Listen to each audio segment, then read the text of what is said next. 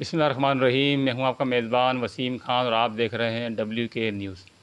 ناظرین، آج میں موجود ہوں ایک ہیلتھ ورکر کے ساتھ اور ان کے کچھ مسائل ہیں، تو ان سے ہی جانتے ہیں کہ کیا مسائل ہیں ان کے ساتھ۔ بہت پریشانی کے عالم میں ہیں، تھوڑا سا ان سے بات چیت کرتے ہیں کہ کیا پریشانی ہے، ان کی زبانیں سنتے ہیں۔ السلام علیکم۔ وعلیکم السلام۔ اچھا، پہلے تو آپ اپنا نام بھی بتائیے اور کون سے محکمے میں جاب ہے آپ کی، وہی بتائیے ذرا۔ میرا نام عامرہ خاتون ہے۔ میں لیڈی ہیلتھ ورکر تھی اور میں نے 17 سال جاب کری ہے۔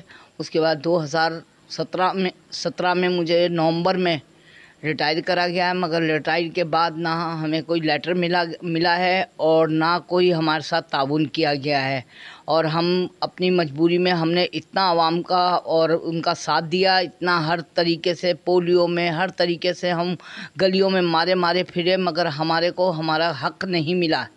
اور ابھی تک جو بھی بیچاری لیڈی ہیلتھ ورکریں ہیں بہت پریشان ہیں کہ ہمیں ہمارا حق دیا جائے، مگر وہ ڈر کی وجہ سے ابھی کوئی ایسا نہیں ہے۔ تو اب ہم لوگ یہ کر رہے ہیں کہ ہمارا یہ عرض جو ہے ایک ہمارے جو ہیں آفیسر وغیرہ ان کے سامنے کہا جائے کہ ہمیں ہمارا حق دیا جائے، اور جو اس دنیا سے چلی گئی ہیں بہت سی ہیلتھ ورکریں، ان کی ڈیتھ ہو گئی ہے، ان کو بھی ان کا حق نہیں مل رہا، اور جو ریٹائر ہو گئی ہیں، ہماری ایک سپروائزر ہے فضا ہاشمی، وہ بیچاری ریٹائر ہو گئی ہیں، مگر ابھی تک لیٹر ان کو بھی نہیں ملا۔ جب سارا پروسیجر ہمارا گورنمنٹ کے اس سے ہو رہا ہے تو پھر ہمیں لیٹر کیوں نہیں دیا گیا؟ اچھا آنٹی، مجھے بتائیں کہ آپ بتا رہی ہیں کہ آپ کو ریٹائر کر دیا گیا ہے لیکن اس کا لیٹر نہیں دیا گیا ہے، جی، تو اس لیٹر جب نہیں دیا گیا ہے تو پھر آپ نے کس طریقے سے آپ نے جو نا ایک دم جاب چھوڑ دی؟ کہ بھائی کس نے کہا آپ کو، کون سی ایسی شخصیت جس نے کہا کہ بھائی کل سے آپ جاب پہ نہیں آنا؟ ہماری سپروائزر ہے ناہید ایوب، اس نے مجھے، ہم منتھلی رپورٹ پورا مہینہ کام کر کے منتھلی ہم رپورٹ دیتے تھے۔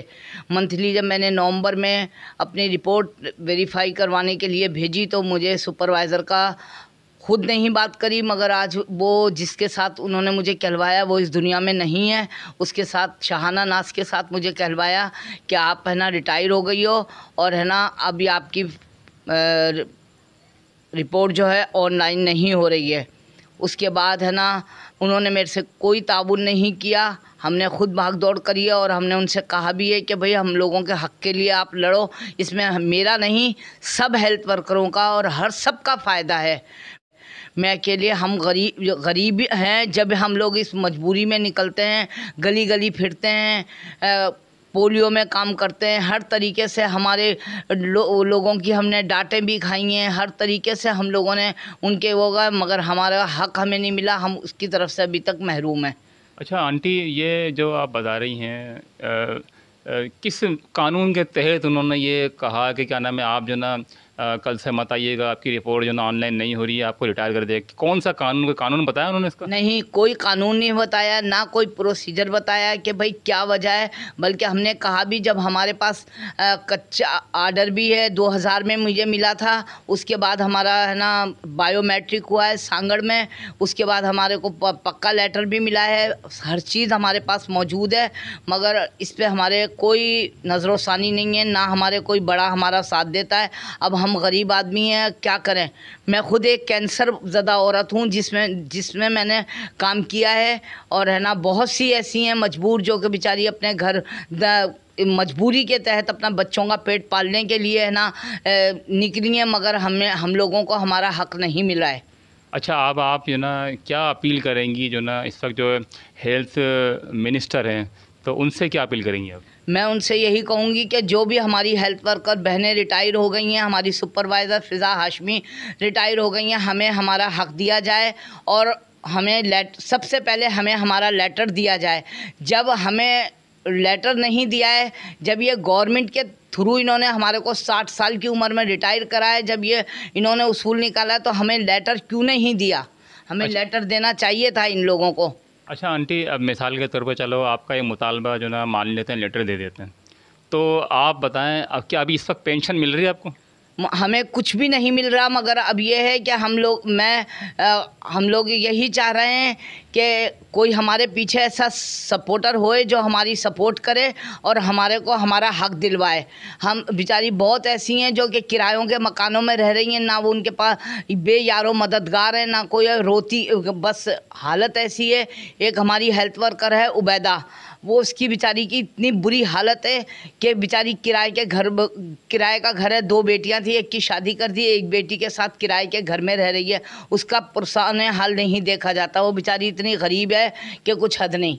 अच्छा आंटी, मुझे आप ये बताएं कि क्या नाम है, जितनी भी हेल्थ वर्कर हैं ज़्यादातर मैंने देखा है कि इसमें ज़्यादातर गरीब गुरबा ही होती हैं। ज़ाहिर है उनको मजबूरी भी होती है तो वो करती हैं काम।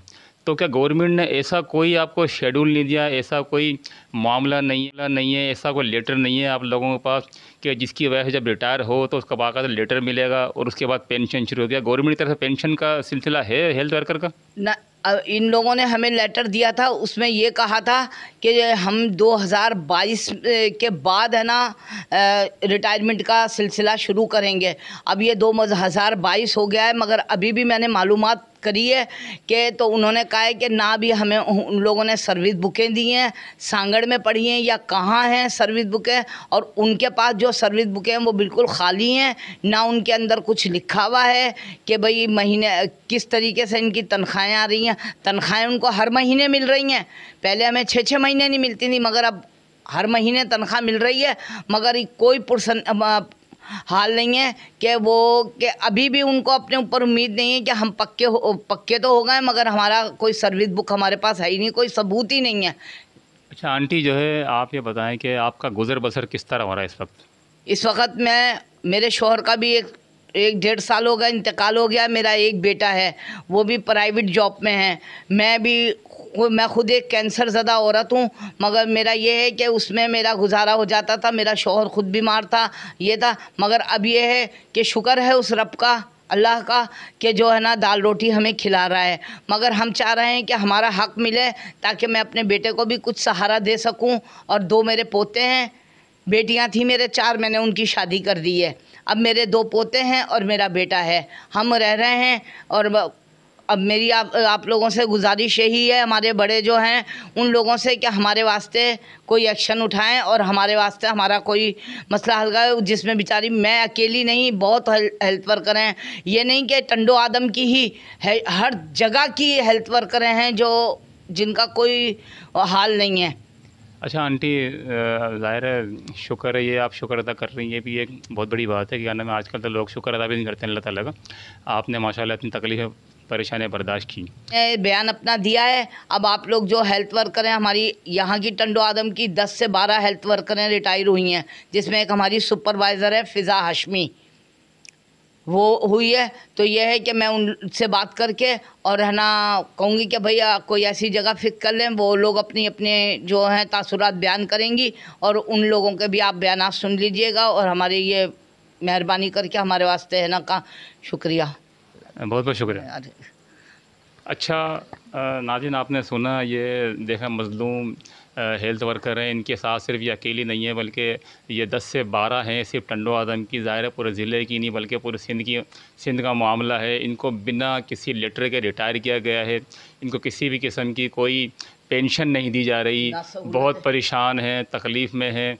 तो ये कम अज़ कम कह रही, कम अज़ कम चलें ठीक है, हमें रिटायर कर दिया गया, हमें लेटर दिया जाए और साथ में हमारी पेंशन जो है स्टार्ट की जाए ताकि हमारा गुज़र बसर अच्छा हो सके।